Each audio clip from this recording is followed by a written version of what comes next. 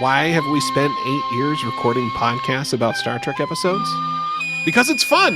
Here on V'ger Please, a vile visit to Bajor. My name is Joseph. Hey, by the way, Gul Dukat called. He said, great job. I'm the co-host. Dukat called me on the phone. He said, great, congratulations for 8 years. He's in a real charitable mood. Yeah, he's doing his rounds. He's surprisingly cool right now. High fives to everybody. He heard that we have effectively doubled some of our listener numbers. Is that what you're telling me? Yeah, I mean, all things are relative. We have a pretty small following, so double our small following is still small relative to, any successful podcast, I would think. But yeah, it's been great to catch up on all the comments people are leaving. People are joining our Discord at a higher rate and engaging there too. People have sent me messages on Facebook. It blows my mind that there are 5 people out on the internet who are willing to give us an hour of their time to listen to our pedantic bullshit about Star Trek Berman era. I will never cease to amaze me that someone's interested in our opinions. So 5 people's great, 20, let alone 300 or whatever we're at right now. It is deeply rewarding to hear that. For those of you who are coming in new, and I think, we're hitting this part of Deep Space Nine where people start paying attention, right? Yep. Dominion War's kicking up. We had big numbers come in off of the Dias cast and the one before that, which was Improbable Cause. Yes. Improbable Cause. It's crazy also that we are this deep in the season. Yeah, almost done with season 3. Not much left. 1, 2, 3, 4 more episodes to go for season 3. I'm scared. I feel like we're in season 6 already. Like, there's not going to be enough episodes to tell all the story that I need to hear here. Things are going fast right now, and we've got new people coming on. So I just want to take a second and just say what a lot of us already know and reestablish some ground rules. V'ger Please. Here's the setup is Joe has watched all of the Star Trek.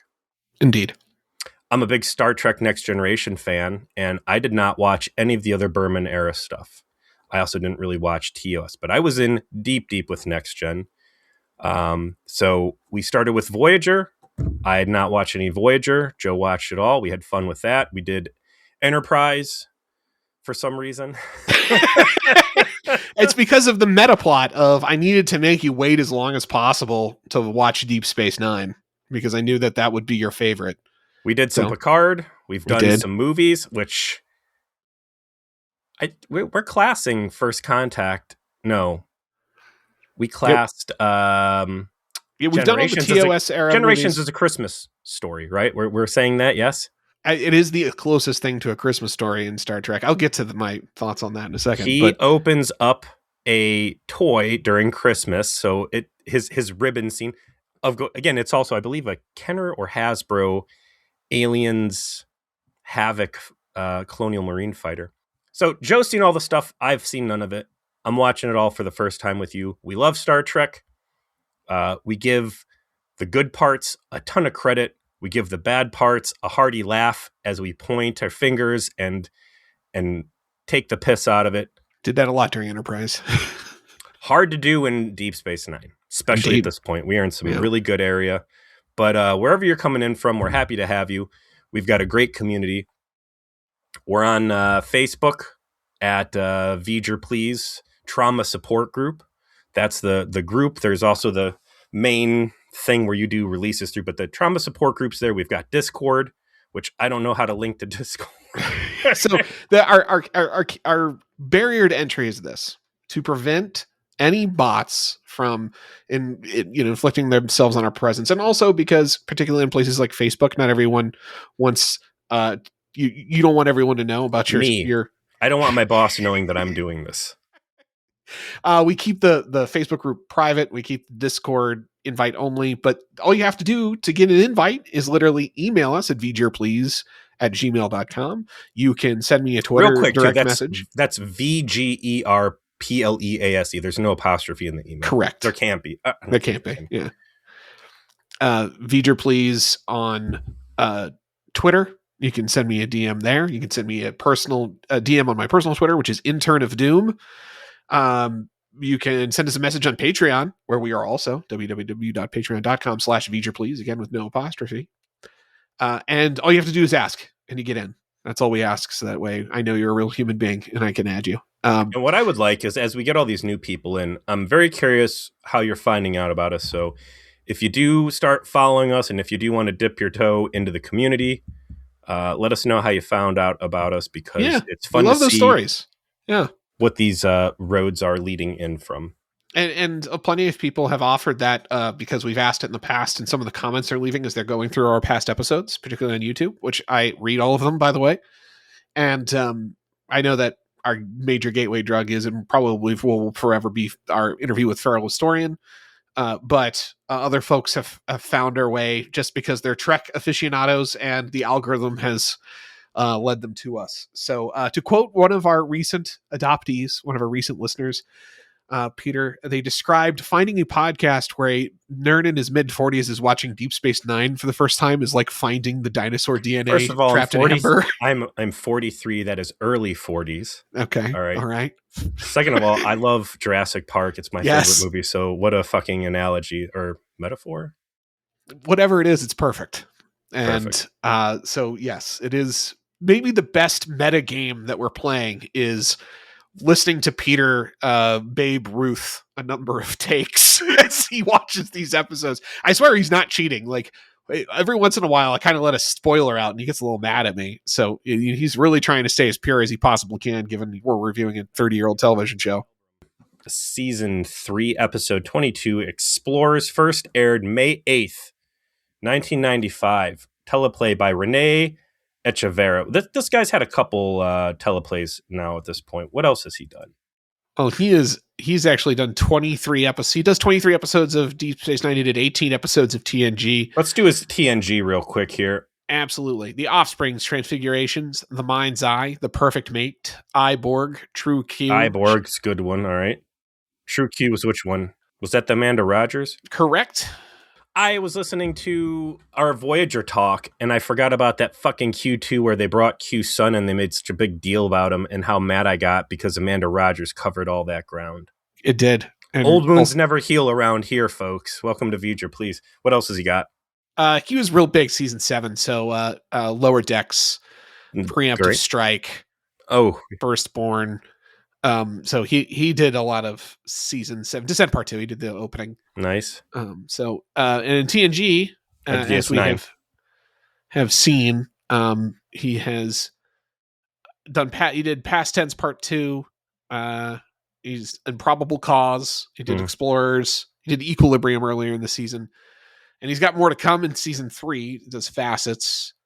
And then he's got some bangers upcoming in season 4 forward, too.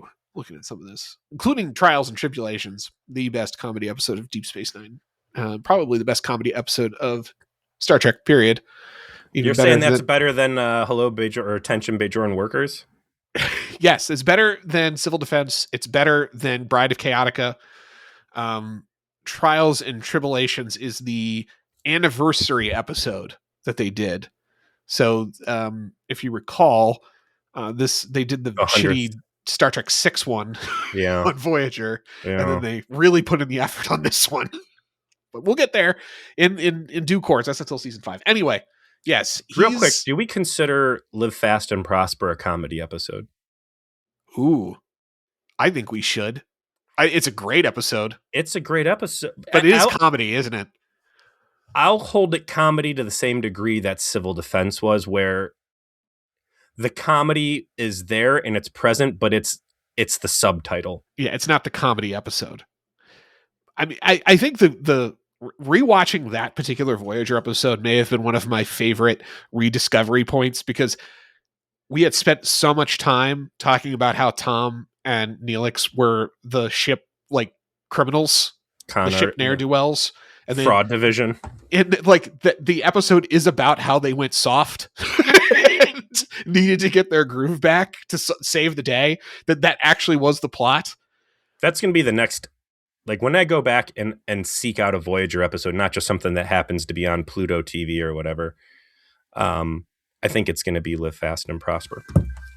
Yeah, like it was a confirmation that we were reading into the show some of at least the intention of the creators.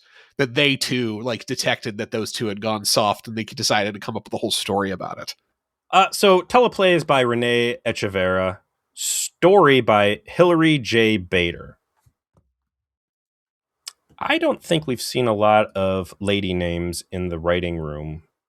No, not too many. The only other Deep Space Nine episode that she was on was Rules of Acquisition, which we did like. Man, she's got some good ones in here. She's got Eye of the Needle. Yeah. Woo! And Rules of Well, she's a good one. Just based on. She also wrote episodes of the '90s Superman and Batman animated series. Okay, Hilary J. Bader, apparently very good at your job. Oh, she wrote the Star Trek Borg thing that we're gonna. Oh, that reminds me. You and I have another Patreon commitment. We're gonna do the Star Trek Borg adventure game, because we committed a party foul in that we did not know that apparently the stuff that was in the Wolf 359 JTVFX or whatever, correct, was actually from that, and that's actually a canon Star Trek piece of material. I'm dying to rewatch First Contact. You want to waylay that for I don't know, Simon and Schuster Contact for when it happens during Deep Space Nine. I like that idea. Yeah, we have to like we'll pop that in the Patreon, like in the point in the Deep Space Nine season 5 continuity in which it literally occurs. That's because the uniforms change. Sure, yeah. They go from like the standard Deep Space Nine jumpsuits to the First Contact uniforms after First Contact happens. All right, cool. Directed by Cliff Bowl, who Cliff's been around quite a bit for Deep Space Nine. In-universe date 2371. We start by meeting all of Chase Masterson, aka Lita. I've mentioned her in the past as the actress was someone who tried out actually originally to play the Dabo girl who was Jake's girlfriend. and in his wisdom, Avery Brooks were like, I don't think this is going to work.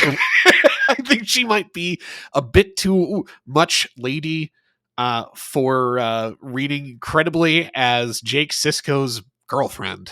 But they kept her in mind and decided to bring her back when they wanted to have another Dabo girl character. And congratulations, we've picked up another recurring character. she's gonna start showing up a lot. Thanks, I love it. I deeply appreciate that Deep Space Nine does not shy away from these ancillary characters. I think it was one of the most grievous mistakes that Voyager made. Voyager made a lot of mistakes. Covered it, and we've said that many times because it's true. Absolutely. Like, the ultimate weakest part of Voyager is the inconsistent writing of Catherine Janeway, because she's just the ultimate villain of the show. She makes so many mistakes. She just unrepentingly ignorant in her decision making, and then sometimes is absolutely brilliant. Like, that all sucked. But that was just limited to one character. And they brought in so many great potential side characters in Voyager and just threw them right in the fucking trash as they zooped off. And I love watching Deep Space Nine just build out this amazing ensemble cast. And in Lita's case, she doesn't factor in too much to the show until season 5. She shows up here and there, but she's not like a character who takes up a lot of story space until season 5. Mm-hmm. But when she does, when she really like storms onto the scene and becomes an important part of what's going on, it adds to the show. I mean, I'm not saying Lita's like going to carry a ton of dramatic weight, but she adds to what's going on kind of perfectly, kind of adds this sort of soft feminine character that, ends up pairing well with whom they pair her with, which you already know who that is. Mm. And, provides, I don't want to say she's comedy relief, she's not the butt of jokes, but it provides attention relief to have a character like that around when you've got all this dramatic war stuff going on, right? I like how close she looks to Kira Nerys. They're both short hair redheads. I've seen Kira's hair kind of close to that, and it's interesting seeing the same basic template, and one is super pious, Kira Nerys, I'm ready to kill everybody it takes to get this job done and not feel great about it. And here is the soft, flirty Dabo girl. And Yeah, Jake's booby girlfriend prior to that, what was her name? Marta. Marta. You know, she was brought in for, I think, just her beauty, but they had a really solid character story following her, right? They did. She encapsulated this this poster child of a post-occupation Bajoran whose family has been absolutely destroyed by the Cardassians. The parents have been killed, and the brothers and sisters have done what they needed to do to keep their head above water, and many of them do not agree with the others' decisions, and it's just left the family in absolute shambles. It's very Yeah. sad, and I think there was a lot of story to tell there, and I'm very curious to see what Lita's story is going to be, if they're going to try to cannibalize any of that to get those back in play.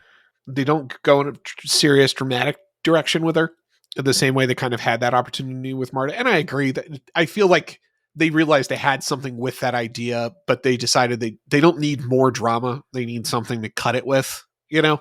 Sure. And that's more what they want to do here, but it's not a bad thing. She's not like played as a doofus, you know. It's a warm, like you said, she's the warm, flirty Dabo girl, right?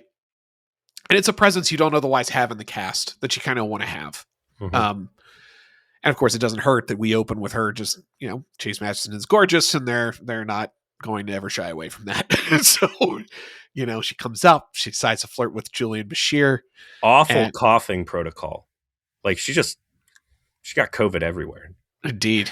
Good thing Yeah. Julian's there to make sure she's taken care of. And then again, great comic timing in this opening with Dax showing up at exactly the wrong time to probably purposefully interfere with him flirting with her, because that's the kind of imp that Dax is. Dax is great in this episode, by the way.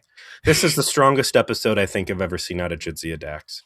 Yeah, I would agree. It's sad to say that because she has had so many episodes dedicated to her, and she has somehow more agency in this episode where there's no real problem.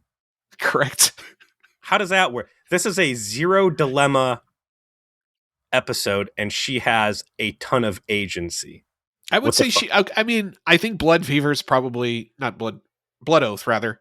Is the worst example of her lack of agency. Don't even start with that. Blood Oath is a great episode for Dax. If it has a weakness, as you are alluding to, it is at the very end when her decision to not kill the guy doesn't make a tremendous amount of sense. But there's a ton of great content there, and she makes a lot of active decisions to decide to do something there that makes sense for her character, and I think that's a good entry for her. But I see your point, though. In this season, in season 3, where she's had 2 other episodes that have focused directly on her, this is probably the best use of her so far. It has not been great for her. She has another episode here near the end that's another Jadzia focused episode that I think is starts turning the corner on some of that. I want to see like Julian Drago, like, what are you doing? Why would you cock block me? You saw me about to fucking stick the landing there. Like, listen, I'm sorry, Julian. I've got a psychopathic murder in me. What do you want me to tell you? I just do zany, awful things sometimes. I have 7 personalities in me, and some of them are assholes. Some of them just like to fuck around. That warp field engineer that helped me get the shuttle up and running, he was a notorious cock blocker. That guy just real party pooper. I was thinking about this while I was at work, too. I need more Kira and Jadzia. They worked so well in, it was Civil something where the Skeletor was trying to take over the station. Yeah, it was, I forget the Circle. Civil War. Yeah, the Circle Part 2 or whatever, yeah. It's such a natural pairing for those two. The screen chemistry is great. I need them in distress more. I need them in paired away team missions doing MacGyver shit more. Also, there is a ton of great world building in this. Not quite as good as Julian Bashir criticizing 24th century playwrights. But again, as we move through Deep Space Nine, I'm taking every single thing that happens on screen as full intention gospel and canon all the way, right? Right. Julian quick typing, go away on the pad with barely 2 clicks.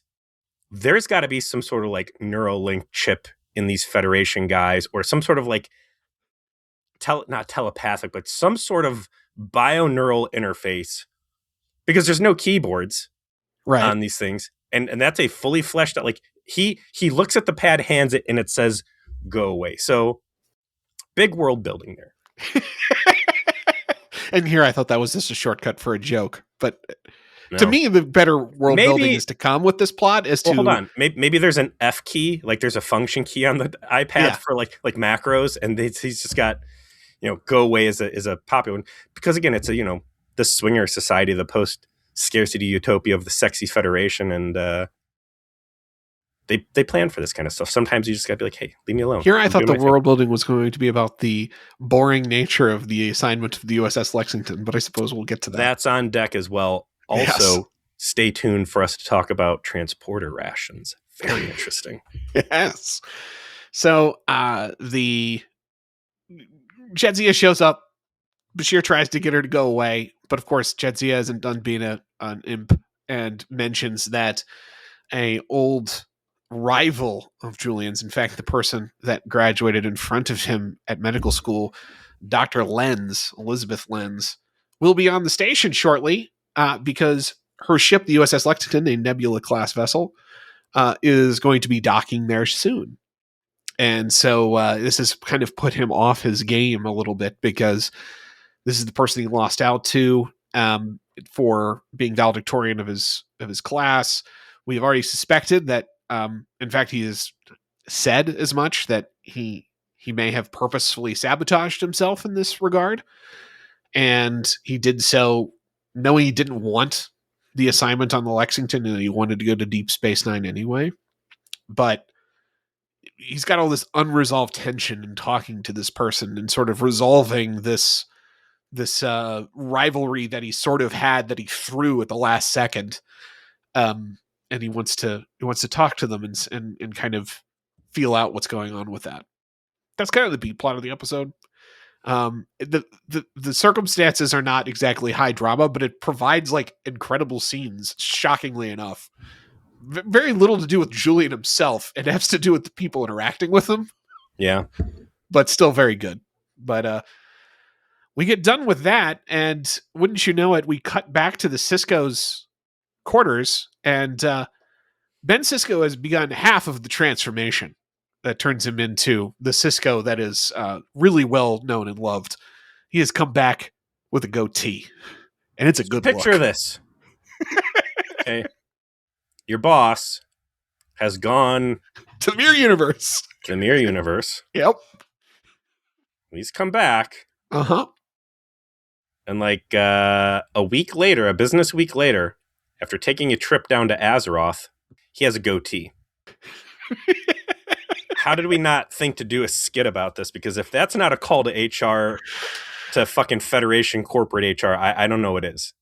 I like the idea that, he needed a vacation to Bajor after, like, listen, I need to cool down for my trip to Westworld. I banged all of the evil versions of my female cohorts. Mm-hmm. Punched a lot of people. Yeah, it was a lot. I shot people. I set the self-destruct. Yeah. It felt great. I need to go to Bajor and just center myself. I don't know if I would ever think to center myself on the surface of Azeroth with all their mystical quests. And I needed to do a raid. I had to kill Onyxia. It really calms the nerves. This is the perfect place to get a goatee. You've come back from the Mirror Universe. Major war is looming on the horizon. All right. Now is the time for intimidating facial hair. This is my biggest complaint about this episode. I like this episode. Mm-hmm. This is a really good episode. And it's a really good episode because I've spent so much time praising how good Ben and his son Jake interact. And this is an entire episode. This is what I've been asking for. It does not belong right here. He just was on the surface of Bajor for 5 days exploring a library. And he's about to take another 5 personal days to go sail a ship that might just collapse and blow up.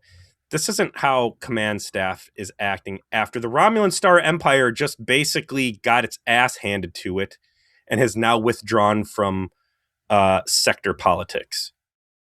Yeah, I could have stuck this one after Through the Looking Glass, but before that two-parter. But again, like when they plotted all this out, that wasn't supposed to be a two-parter, right? Like Sure. things got a little messed on the production side. So is it an imperfect fit in the direct continuity of season 3? Absolutely. Yeah, but it still was I'm not very going to welcome. crucify it, though. Yeah, it's still very welcome, and you got to have these tension breaks somehow. You know, like a little bit of suspension of disbelief is just going to be necessary. And I really like, actually, that it's about him building a ship. Because what do we know about Ben Sisko? He's a ship lunatic designer. And he's able to beat them. Oh, yes, he's a ship designer, of course. Oh, yeah. Yes, Ben Sisko, the shipwright. People's asses. He's actually a ship designer. He designed the Defiant. Mm-hmm. He is a engineer by trade, essentially, and he has found kind of a what any man in his middle age does, and that's a new hobby. He's going to build himself essentially a historical recreation of a Bajoran lightship. So a ship that 800 years in the past, which would have been essentially, the 1500s on Earth, they were sailing the stars using solar sail ships, which is, a real technological theory, and not just theory, like practically does actually work. They've tested it. And that perhaps that these ancient Bajoran ships allowed them to make first contact with the Cardassians hundreds of years ago. And this is a great romantic idea that is just, it hurts to really think about. When he's talking about, we're bringing lumber up to the station, it's like, motherfucker, you're making a spaceship out of wood. And you've got Kira Nerys sitting there like, oh my gosh, I love all of this. Commander Sisko, the emissary. The emissary. You're falling in love with the history of our people. You're connecting. Yep. This is my dream come true. You got Miles O'Brien there like, this is fucking stupid. What are you doing? You're going to get yourself killed. You could go do this. Terrible. This is holodeck stuff you're talking about. And now we're taking a cargo bay and you are going to build a ship. So I'm like, okay, well, Miles O'Brien, who I love him as a janitor, I'm much more critical of him as a starship engineer. Like him, if that was Geordie LaForge saying that stuff, or Trip, or B'Elanna Torres, like, okay, these are starship engineers. This guy, he's got the technical know-how, but like you start getting into like actual Star Trek propulsion and ship stuff, and like it's not the best fit for him, but it's the closest the show has, absent maybe Jadzia Dax, right? Correct. But I think it makes sense in this sense, to feed off of what you're saying, is that he doesn't see the reasoning for this. He's just seeing like the sort of incremental problems with it, the way that someone like him probably would deal with problems on a technical level. I disagree, because I don't buy him as a Geordie level engineering guy, right? And that's what the role that they're putting him in when he sits in the Defiant. And now we're talking about apples to apples. When he is on the Defiant, he is sitting in the engineer slot. I think that's ridiculous, because this dude should be your tactical officer, 100%. That's what he did on the Rutledge. They killed a lot of Cardassians. Silly that he's the engineering guy, but they make him the engineering guy. It kind of fits, whatever. It kind of fits because the ship is small. It's built to fight. It's something that's a more manageable task. You can believe him doing it. He's not hungry for more kills. He's like, listen, you guys spread this around. Give it to fucking Eddington. He's way behind on his kill ratio. So I don't buy him necessarily as an engineer, but he is the sleeves rolled up old school guy. This dude's eating haggis. He's working class, yeah. He's throwing darts. If anybody on the ship should understand the joy of cutting lumber, I think it should be with a saw instead of a laser. I think it would be Miles O'Brien. And I was really sad that O'Brien wasn't helping Cisco build this thing. And I was sad that Kira Nerys wasn't there for this maiden sail. The idea that Ben Cisco built this entire thing with his own two hands in a cargo bay is ridiculous. I get what they were going for, but an airtight vessel that is able to transverse at warp speed and not fall apart, ridiculous. That's at least partially made of wood. Made of wood in outer space. Yes. Show me on the Apollo lunar capsule where wood is involved. Point to the lunar capsule wood components. Where? How do you make wood airtight? How much fucking space glue are you putting on this thing? Duct tape? Yeah, a little Zero bit of G. spackle. This is a rare circumstance where some spackle needed to be applied, right? Like, tell me how one of the characters, if you want to use O'Brien here, have O'Brien be like wood in a spaceship construction. How barbaric! We don't eat meat, let alone chop down trees, and you're going to turn trees into spaceships? And then have Kira be the one to point out, like, oh no, they applied the spackle to it, like actually say. Bajor and trees are well known. We had this weird sap that created like this vacuum. Yeah, the sap. Something like that. Like that this particular kind of lumber is actually space worthy because of its unique properties. Yes. Like wood from the Durotar, well known for its yeah. You just got to slay all the trolls nearby. you pick up 5 cords and you turn it in, you get a green quest item. It's great. So you've got this romantic concept of sailing the stars literally with a sail ship and recreating this pilgrimage or this travel that the ancient Bajorans did. Like, all that's romantic and lovely. I get it.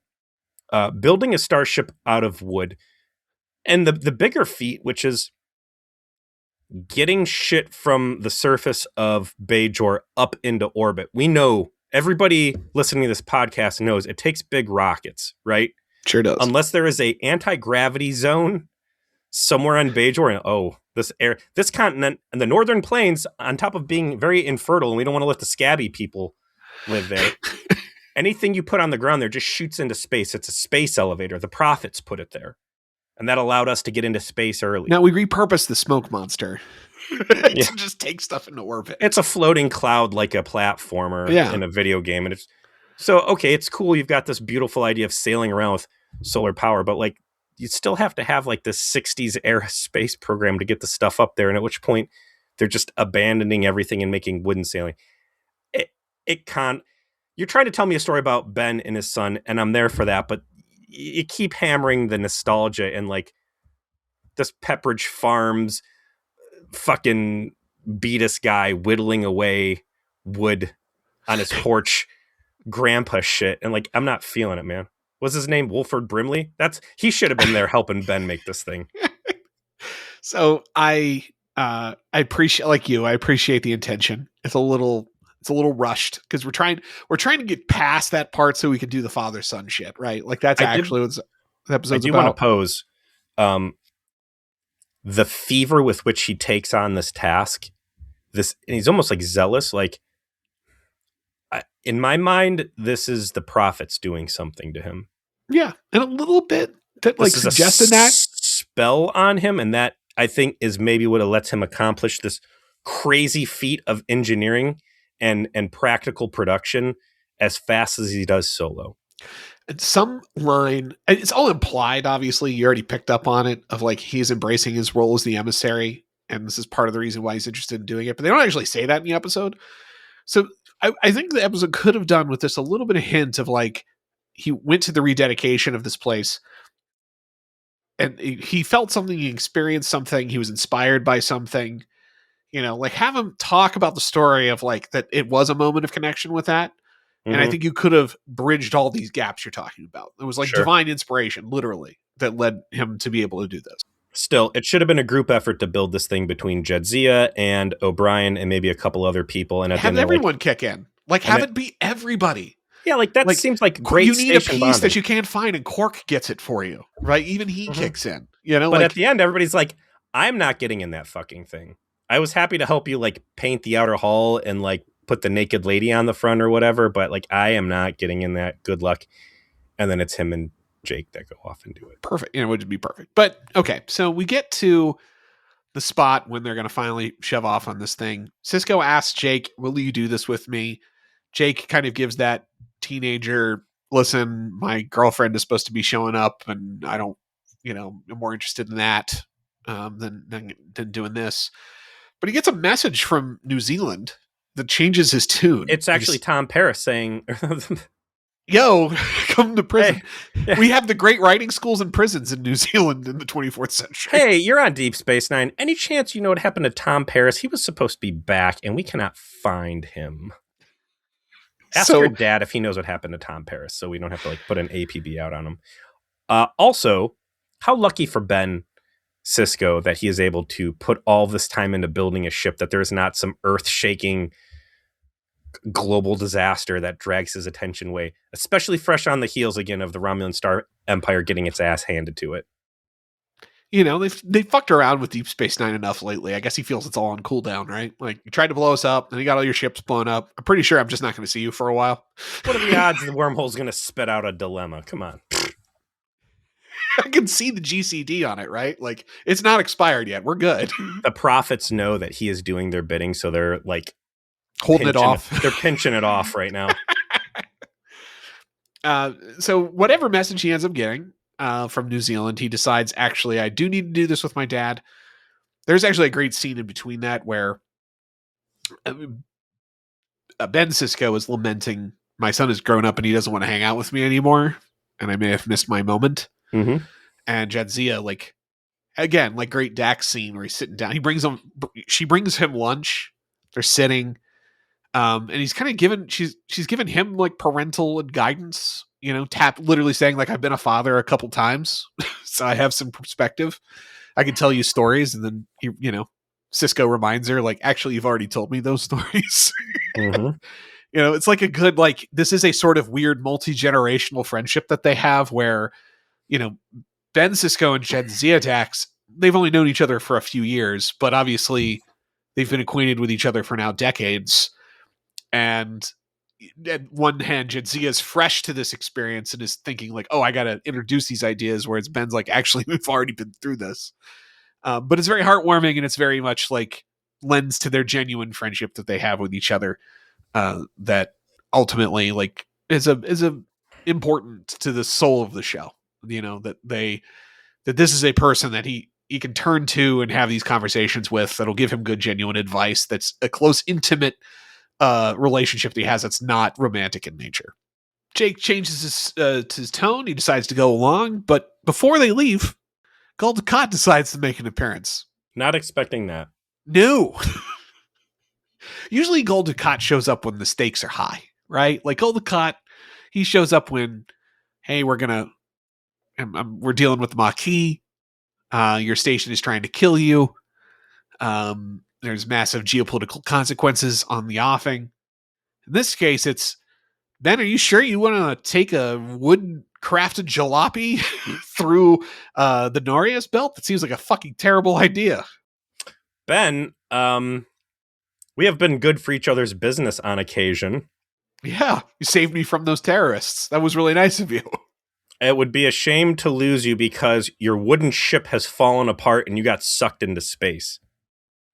Interesting. Hey, by the way, are we going to address the elephant in the room that your CIA has made an illegal fleet and tried to get a preemptive strike on the Dominion and fucked it up real bad, and a ton of people just died and the world is in chaos now? No, all I care about right now is your sailboat. Especially since I was the person who assisted you in getting that information before it happened, because my secret spaceship decided to, fuck around because Riker's clone took it over. And we had to make an alliance with each other. No. I only care about fairy tales and sailing vessels. It does give you the context as to why they're cool with each other right now. This is the peak of their relationship, right? They kind of had each other's back recently. Shit's kind of gone wrong. Dukat's trying to solve problems with his own government now. And it makes me sad that I know that Dukat's gonna have to turn into a fucking shithead here. Well, it gives him a nice arc, though, right? He acted like the main character because in a lot of ways he is. Sure. But yeah, he gives this friendly but somewhat threatening warning. It's hard to tell with him. Cisco's like, fuck it, I'm doing it anyway. Jake comes along. And so they go off, and Leanne, by the way, which is the date that he wants to go on, that's Lisa Turtle, right? correct. That's the one that Nog fucked up the date. That is correct. I like when he's like walking around, he's like, Jake's doing his inspection of the vessel, and he's like, where do we sleep? How do I use this bathroom? Oh, it's a 0G toilet. So you just put that hose on your dick, basically. But, we get some world building here where we find out Cisco doesn't like 0G. It makes him queasy. So he puts some gravity netting down in the floors. I also like the little bit of world building that it sounds like on starships, air is just replicated, which very interesting. They're going to be drinking out of water packs, though, because no replicators. He's roughing it. This is all authentic. Yeah, the environmental controls. It makes sense that you could replicate oxygen, right? Mm-hmm. Like you're just trying to enter you're turning energy into matter, and you create breathable air by replicating it, and it probably doesn't cost you nearly as much energy as creating a solid object. Okay, well, I get it. That now you don't have to worry about whatever recycling, returning 100%, right? Because it never would.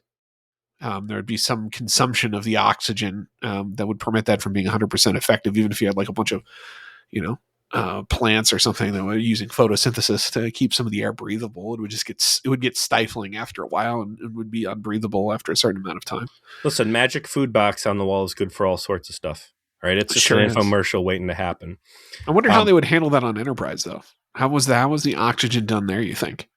I saw on one of those 2D cutaway YouTube videos that there's a lot of the saucer area that was dedicated to oxygen and environmental handling. Gotcha. So they probably had a very complex technical setup to try and preserve as much of that as possible. Yeah. Then, Yeah. Okay, that makes sense. Cutting back to the B plot briefly, we have Bashir and O'Brien in Quarks. The Lexington, again a Nebula class vessel, as we see briefly, has docked. The Nebula again is a big deal. Yep. Nebula is one step down from the Galaxy class, which is the creme de la creme of Starfleet. So this lady landing a Nebula fresh out of the academy is a big deal posting. They're wearing the TNG uniforms. So we have like a separation still between like the fleet service uniform and the space station uniform in a weird way here. So, of course, Dr. Lenz is in Quarks, hanging out with her crew members, and Julian is trying to get like the gumption up to maybe talk to her or introduce himself or do something here, because he's never actually talked to this woman, apparently, despite going to medical school with her for, I would presume, at least like 3 or 4 years. And she stands up to leave. Julian stands up to like basically like be in her path so that he would recognize and have a conversation, and she just blows right past him. This is all after, by the way, Quark has informed him that there's active betting as to what the results will be on this. So just gets this cold shoulder that he doesn't know what to do with. The results of this is my favorite scene of the entire episode. And that is O'Brien being a good friend and presently without his wife, because his wife is doing biological surveys on Bajor, so he has the opportunity to do this. They go back to his quarters. He breaks out apparently a bottle of actual alcohol, and Miles O'Brien and Julian Bashir get completely drunk and just start singing songs and shit. They sing Jerusalem, which is a like 19th century like Christian war anthem, because their other ideas would have cost money, like Louie Louie and that sort of thing. So they go with something that costs $0. That, according to Colm Meaney, is the sort of thing drunk Englishmen would sing. Sure, if you say so, man. Yeah, well, believe you. Yep. And by the way, I keep forgetting to point this out. 1995, Colm Meaney, he's in Con Air sometime around here. He's a movie star. I keep forgetting that. Well, for good reason. He's doing a great job on screen. He's doing Con Air. He's doing movies with Nick Cage that are making hundreds of millions of dollars at a time when that was a lot of money to be making in a in a domestic released movie. Well, that's a lot of money to be making in a domestic release movie now, too. I don't know if you saw, Yeah, but the fair. movies, they ain't pulling them in like they used to, which at some point we need to talk about this Netflix Warner Brothers thing. Like, Oh yeah, blow my we will. fucking mind, Jesus. Yeah, there's a lot to unpack with that, but Goodbye, theaters. yeah. And well, I don't want to go too deep on it, but I think unfortunately Netflix was always going to be, from a regulatory perspective, the only buyer that was actually going to succeed in purchasing, because anything else, like, you can't let Paramount buy them because then they own two major movie studios and that's too much consolidation. And you can't have I don't think NBC Universal has the money. They'd have to merge, so you'd have all kinds of fiscal problems if you actually tried to pull that off. And Netflix could just fucking buy it. And they didn't want the cable. They didn't want the legacy stuff. They just wanted the movies. So they were overpaying for, like, their bid was higher and they want less of the business. And so it's like, I don't see how you can say no to it. But you're right. Like, Netflix is definitely going to abandon theaters. Like, they've kind of already said that right off the rip. They're not making any guarantees. Huh? And the bigger thing from that I think is a little underrated is that Warner Brothers remains the only studio that's out there making shows for other broadcasters at scale. Like, they produce like 30 shows for not Warner Brothers, distribution. And now Netflix will just have all of that, and they'll have all the catalog of it too. Now I would presume there's probably going to be some compromises as it relates to licensing agreements for this material for some amount of years as part of whatever deal they arrive at with the FCC.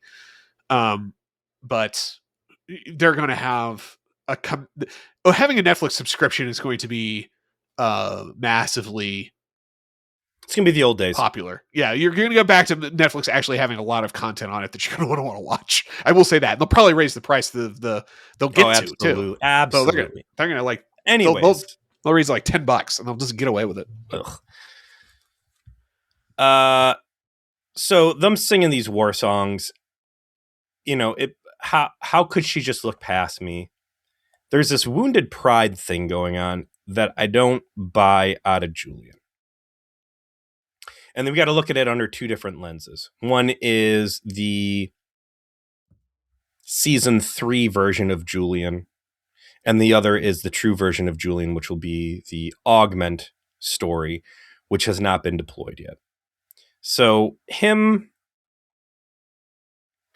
being stunned that she didn't give him the time of day despite their fierce rivalry, and the story that he's still peddling, which is, I wanted to be the best, but I fucked up this one thing and it cost me from being the best. And I always wanted Deep Space Nine. I didn't want to be on the Lexington. I wanted this frontier experience, but I did want to be the best because I'm a little prick. And then there's the augment story, which I think is going to turn into, I let her win so it wouldn't be attention on me, and also so I didn't steal the win from someone who really deserved it, but I'm a prideful little shit, and it hurts giving up the gold and not getting credit for doing a good thing but not receiving any recognition for it. And that's a very real emotion, right? Like, when you do the right thing but nobody's around to see it and you're like, it eats at you because now you made the sacrifice. There's zero ego boost. You're getting the desired effect of obfuscating the fact that you are this peak human performer to a supernatural degree. Whatever. Maybe he had a crush on her. He clearly knows what she looks like, and the episode tells us that she's beautiful, even if my eyes don't agree with it. But him making this big deal, like, I care so much about her, it's not connecting with me. No, it is weird because it kind of comes out of nowhere, and I feel like it's just a vehicle to do the other things they do in the episode, to be honest. Absolutely. Like this conflict exists so you can have O'Brien essentially admit, like, that he's friends with Julian to Julian's face while they're drunk, right? Mm-hmm. Like, that's how do we get to this scene? How do we make it so it makes sense that O'Brien and Bashir are drunk, singing songs, and Miles is laying down so much truth that he ultimately, like, even says to him, like, you know what, I don't hate you anymore. It's like a clear moment of like, we're brothers now, right? Like, we're wasted in my quarters on my whiskey talking about how this bitch doesn't care about you. I only do that with friends, right? Like, and it's super effective. They play off drunk very well.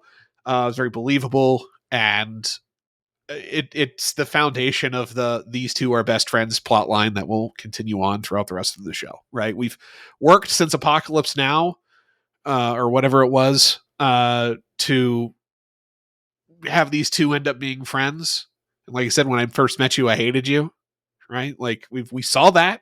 Mm. And now we have evolved. The relationship has evolved on camera. These two are friends. And we know that because O'Brien, who's the one who said I couldn't fucking stand the guy, is now saying, I don't hate you anymore. Which is like the most dude way of saying it too, right? Like, he tells Julian, you're a divisive subject. People either love you or they hate you. Hate you. And I the used to implication is hate clear. you. Yeah. And Now he's I like, don't hate you. Well, Yeah. so does that mean you love me? I'm not going to make you say that, but like that's what's in the air. And yeah, it's a very dude way of saying like we're boys. And you know, it took me a while to see through your pretentiousness, but once you know it, almost dying to a Christmas elf created HIV strand that you were able to cure with some penicillin up on the station, like really endeared me to you.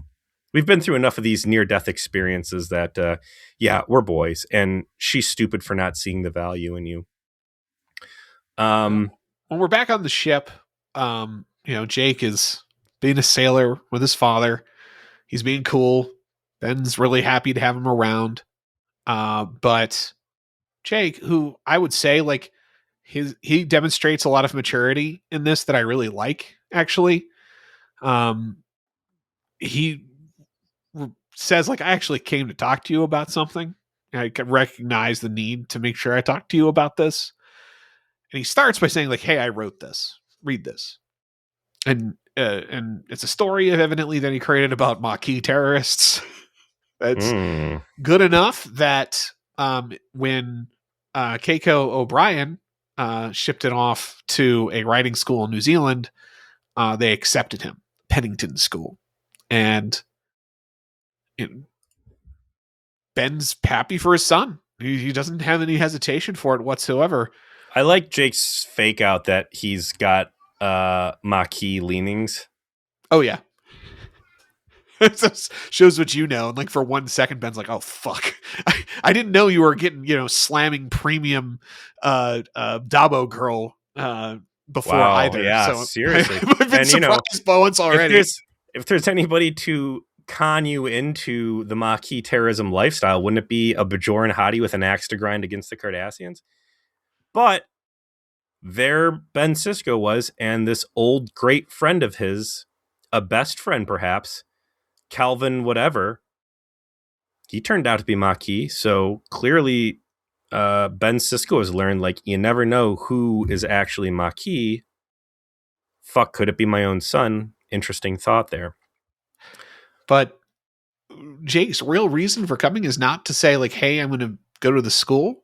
It's, I'm putting off my admission for a year because I don't want to leave you yet. And like, there's a great moment where like Sisko thinks, oh, it's because you're going to be homesick. Let me tell you a story about how I used to transport myself home every day when I started at the academy and had dinner in New Orleans because I didn't want to stay on campus because I missed home. Mm-hmm. And then Jake to be like, no, you don't understand. I'm actually worried about you. I don't want you to be by yourself. And it's such a cool, like, Jake, I'm gonna say he's parenting, but he's like, he's matured enough that he's like, Dad, if I leave you here by yourself, I'm actually kind of scared for you. Like on a personal level, like you need something other than work. And it even goes to, maybe I should set you up with a space trucker. Who was the last date he was on a year ago? Do we have anything on that? I mean, the only one I can think of again was like the astral projection elf hottie. So I don't think this is a direct reference to anything we've seen on screen. It's not like a reference to the space elf hottie. Yeah, It's like probably something that happened a little bit in the background or something. But the point of this is Sisko has neglected his personal life. He really only has his son as a family member around, and no one else that's necessarily a close confidant aside from Dax. And Jake doesn't want to leave his father in a position where, he knows how important he is to him. He knows what he survived with him, right? He was old enough to know. Yeah. And he doesn't want to leave him alone. But the flip side of this coin that gets zero discussion is, again, you have massive war looming. And it is all going to come pouring out of this butthole in space called the wormhole. All right. We got rid of Kiko O'Brien. We got rid of Molly. They're down on the surface of Bajor doing science. And that leaves Miles O'Brien to be a war man. There is zero discussion here of Sisko saying, Jake, I think you'd be better if you did go back to Earth. Bad things are coming, and I can't, in good conscience, as a parent, have you here on this fortress right at the tip of the spear of the Federation's effort to repel the Dominion. We just went through this thing where they talked about they were going to go nuke the Founders' homeworld, and Jem'Hadar were going to come storming out of here like angry hornets and just probably attack whatever gets in their way. And I'd really feel better if you were somewhere else. And boy, doesn't this seem like a great opportunity for you to leave the station and do something productive. And us not to have to sit there and say, I'm probably going to die in a Dominion attack and I don't want you here. So you're going to go back and live with Grandpa. This is you being a man and leaving me to do the things I need for the Federation. I completely appreciate everything you just said. I think that is another way you could have decided to go with this episode, for sure. But you would have to have fundamentally redesigned the purpose, right? Like, this would have been a story about Sisko trying to encourage his son to leave, rather than one where it's actually about Jake trying to help his father, realize he has to live his life. Could have been a little of both, though, I think.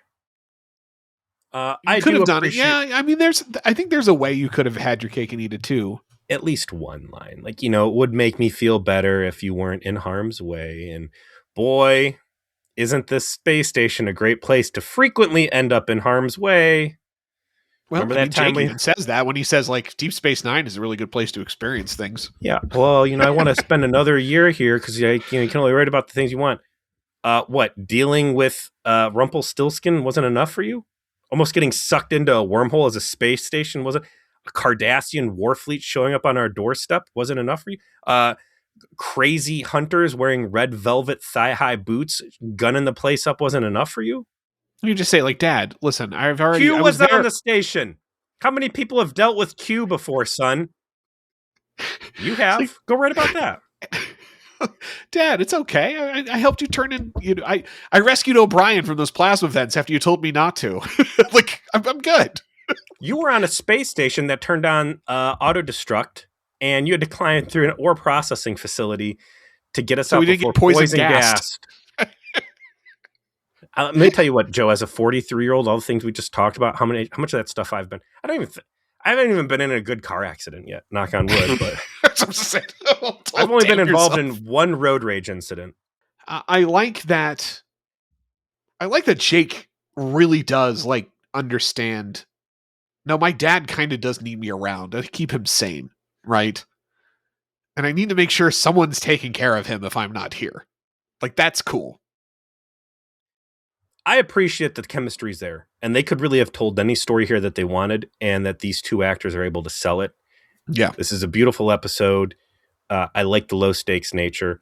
I like that it's really all just a vehicle for them to tell this story about family. And through the whole thing, I'm wondering, did Sisko say, son, did I tell you that I was on another? I mean, they would have had to tell him, why didn't my dad come home for dinner tonight? Oh, he got kidnapped by fake O'Brien.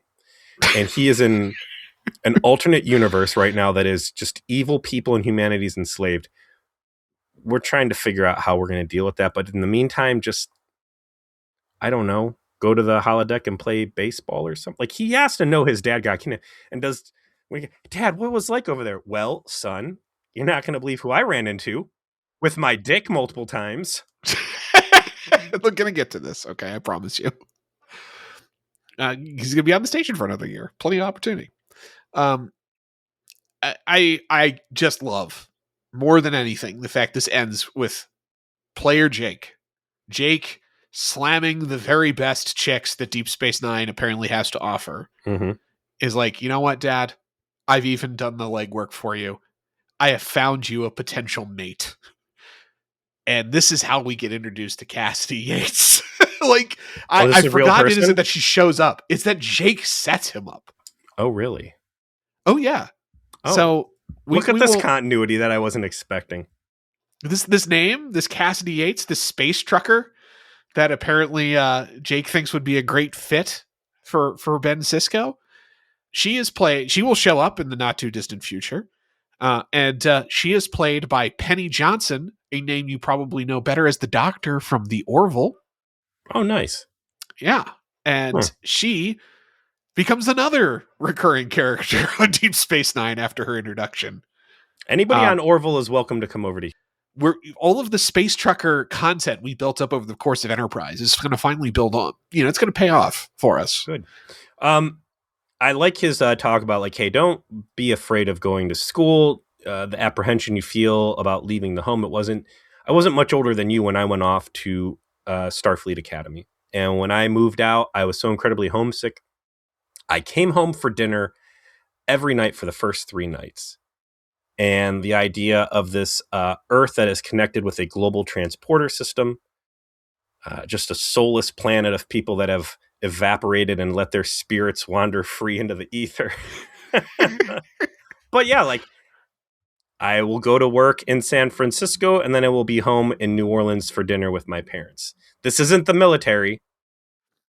You can go home whenever you want, give your mom Yeah. a hug. And, he's like, you're not going to be able to come back to the station, but, I love you. And after a couple days, you're not going to want to do that anymore. You're going to be there. But the idea, Jake says, like, wow, you came home every night. You must have eaten in a whole month of transporter rations. Credits, yeah. Credits. So do you think that that's based on distance traveled or frequency of transports? Frequency, I mean, distance traveled probably doesn't matter, right? Like, I would say frequency of transports. An interesting idea that there would be some amount of restriction on that. I would assume that it's for practical reasons rather than actual resource consumption, because Sure. resources are unlimited. But you don't want people willy nilly like just transporting all the time because they can. You want them to do it because That's how you let your population get fat. That's how you turn into yeah, Wally. yeah. You got to like put artificial limits on people, or they'll just overindulge. I loved Cisco's like telling of the story that his parents would just be like, "Hey, son, how was school?" Like this didn't give him any shit for it. They didn't mention it, and eventually, he evolved past it, just like his parents were probably expecting him to. Just great content between the two of them. Great father son stuff. They have, like you said, just amazing chemistry as actors together in this role. Avery Brooks just knows exactly what to do here, and they write Jake very smart in that he's not petulant. He's never been petulant. He's never been immature, really. Like he's always been a really good Star Trek character. Like he's a bit elevated. He's a bit utopian in that he's always kind of idealistically doing the right thing, and we've seen that all the way down to when he was trying to teach Nog how to read in the cargo bay, right? Like he's always been a good son, and it's a demonstration that Ben Sisko has been a good father. And you get to these payoffs when they get together and they help each other. Like Ben giving him advice about being a man, and Jake actually giving him the advice that he needs to hear about tending to himself, including setting him up. Because clearly, Dad, I have inherited your guidance as it relates to getting laid, and now I'm gonna pass that back to you because you need it. Speaking of getting laid, back over on the station, sober Julian goes to confront Doctor whatever her name is, and we find out that despite their fierce rivalry, again, as you've put it, they've never really talked, nor has she ever Facebook stalked him. She thought he was an Andorian. There was a party they were both at. Someone pointed out Julian Bashir to her. She assumed it was the Andorian because Julian Bashir is clearly an Andorian name. And that has been that. And Julian's kind of like, Really? I think, a little shook, like, I I'm very aware of who you are. I have stalked you and you are my nemesis, kind of, in my mind, or whatever my ego trip is providing here. And there is this back and forth. Him trying to get something off of her chest and her very quick to basically say, I'm envious of the posting you've taken. I have regretted going on the Lexington, that it is boring doing the stellar cartography shit. I signed up for adventure. I'm not getting it. And you are getting it in spades over here. It's weak means finding something that's alive. All they do is show up, get my samples, and move on. You're the doing Enterprise real shit. hogs 100% of the fun. We are a big, we are not no birth class. We're not an Excelsior class. We're a Nebula. We are the one step down from Galaxy, and we are doing boring shit all the time. By the way, the script, Lexington was supposed to be a Galaxy class ship, but they didn't have a good shot to reuse. Yeah, so they had to make that puts this entire thing in a wildly different context. It definitely makes the idea that the Lexington would have been the assignment everyone wanted make more sense. It's a Galaxy class ship, top of the line explorer out there doing the cool shit. You know, those Lexingtons still have the holodeck hookups and all the lounges, and they're still. Oh yeah, Nebula class ain't no joke. Oh yeah, it's still probably a cool hang. Don't get me wrong. Very plush ride, but yeah, if they were a Galaxy class and doing boring shit like that, like that's not the Starfleet people are signing up for. So she cuts Julian's exposition real short, and she's like, he's trying to get his feelings off his chest, and she's like, yeah, but what about your research? I have been up, despite the fact I don't know that you're a human being. I've been reading all your material. I'm reading your material like a fucking hawk, sweating. Weak part for this episode.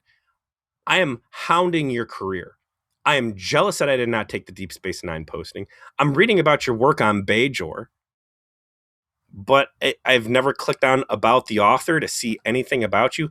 I don't buy that. Also, I would have gotten here and not instantly sought you out and been like, oh my God, your work on Bajor and the fucking mitochondria or midichlorians or whatever. Show me about your force research. But he's like, hey, if you really care about this, let's go back to sickbay, which I have just really spruced up. That scene of him like arranging all the shit in his supply closet, and it looks like a bunch of like Bang energy drinks and monsters. It looks like he's running a convenience store, and that's the energy drink walk-in cooler, right? Oh yeah. I like Odo being a little fuck. Everybody is so up in Julian Bashir's shit. Morn, Quark, Jadzia, Odo for no reason. Odo. Your girlfriend's coming. We're all talking about it behind your back. It's a small station, Julian. Things get boring. Cisco shut down the rat fights. We don't have anything better to do. We're going to bet on your love life. So we end the episode actually back on the light ship after we've had a technical fault, cause one of the sails to fail, but Jake rallies his father. And then another thing happens where this subspace eddy of some kind, some sort of space weather hits the ship and actually propels it to warp speed. Yeah. Wow. Warp speed. In a wood ship. Yeah. Without no problems, inertial dampeners, and they're going light speed in a wood ship. You know what else is made out of wood is the roller coaster cars on the Beast at Kings Island. This thing's rumbling around, going way faster than it was ever made to go. Again, the inertial dampeners that keep you from becoming paste on the back of the wall, right? I don't see any gravity couches. They're real chill, and they pop out, and they're like, wow, that was crazy. This thing was rickety and raggedy like it was made out of wood, because it is made out of wood. Oh, nobody knows where we're at.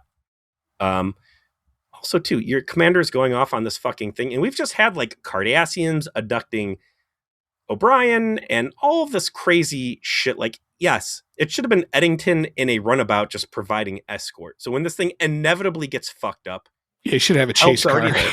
Yeah, someone just right there. Somebody real bad has got to be in the support runabout. A fucking Type 2 shuttlecraft or anything. A worker bee.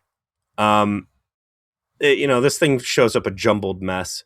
We're not going to run out of air, are we, Dad? We're not going to this, we're not going to that. And like, Cisco's, we're not going to run out of air, right? Sure. It's the most unreassuring thing I've ever seen a father say to his son.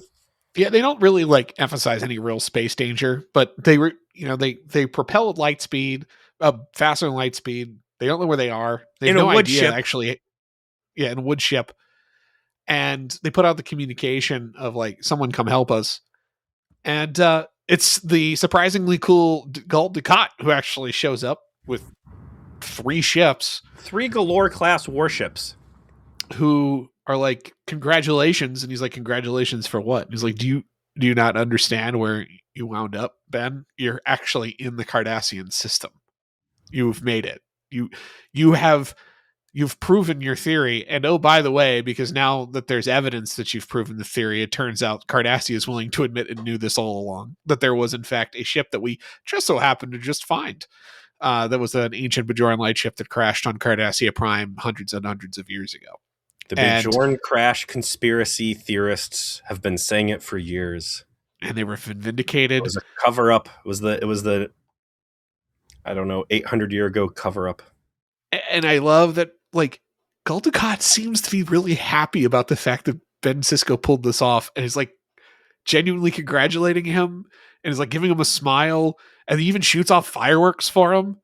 It's like, yeah, what kind of you're being a real fucking bro here, man. Like, I welcome this, Gul Dukat, but I thought we were more frenemies than friends.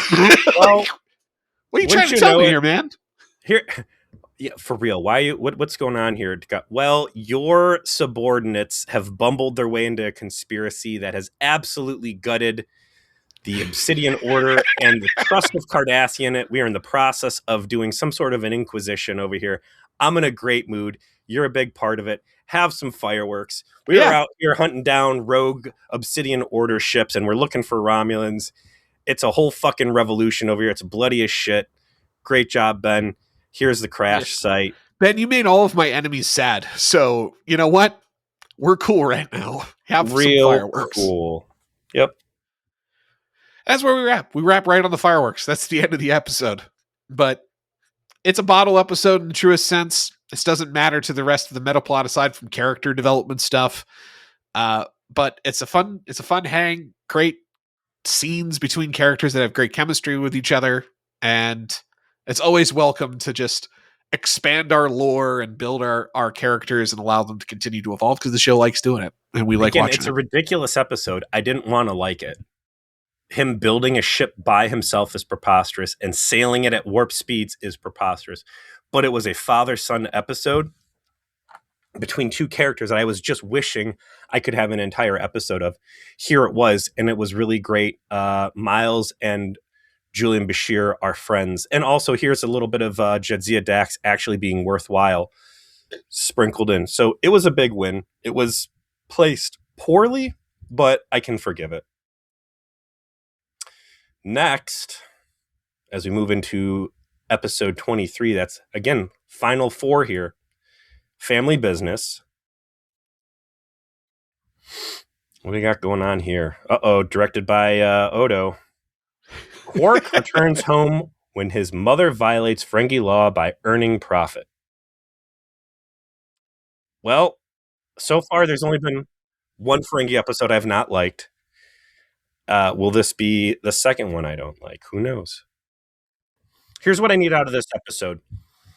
I need to explore and further reaffirm that Quark is a outcast because Quark is a good person, which makes him a bad Ferengi.